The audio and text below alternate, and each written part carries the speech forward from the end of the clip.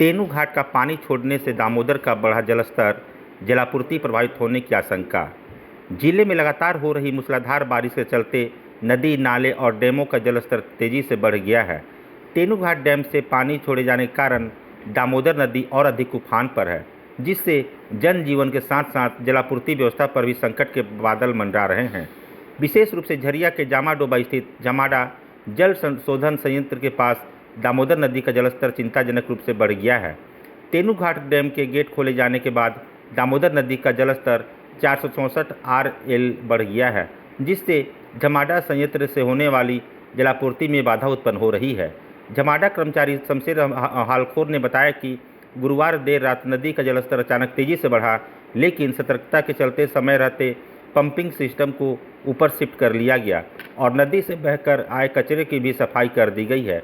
जलस्तर बढ़ने के कारण संयंत्र में लगे 4 पंप संख्या 5, 6, 8 और 9 को एक एक कर बारी बारी से चलाया जा रहा है, जिससे जल संग्रहण और आपूर्ति की प्रक्रिया धीमी हो गई है। उन्होंने बताया कि अगर बारिश का यही हाल रहा तो जलापूर्ति पूरी तरह प्रभावित हो सकती है। फिलहाल विभागीय अधिकारी और कर्मचारी जल संकट से निपटने के लिए लगातार निगरानी कर रहे हैं और आपूर्ति व्यवस्था को बनाए रखने की कोशिश जारी है। उन्होंने आम नागरिकों से भी अपील की कि जल का संयमित उपयोग करें। गौरतलब है कि जामाडोबा का यह जल क्षेत्र झरिया विधानसभा क्षेत्र के साथ साथ कुटी और केंदुआ इलाकों में भी पेयजल आपूर्ति करता है। ऐसे में जलस्तर में निरंतर वृद्धि से इन क्षेत्रों में जल संकट की आशंका गहराने लगी है।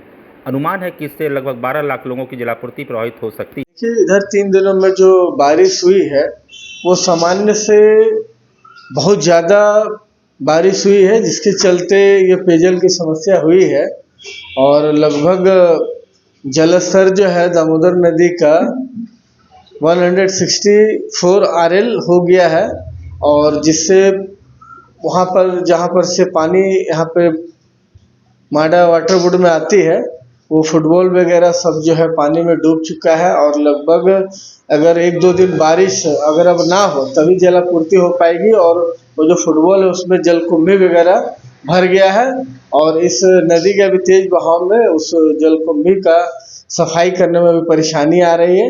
वैसे हमने संबंधित अधिकारियों से बात की है कि झरिया की जनता को निर्बाध रूप से पानी की आपूर्ति होते रहे और जो है हमने अपने माननीय सांसद एवं माननीय विधायक को भी वस्तुस्थिति से अवगत करा दिया है और मैं खुद भी घटना स्थल पर जाकर देखा है कि क्यों पानी की समस्या हो रही है।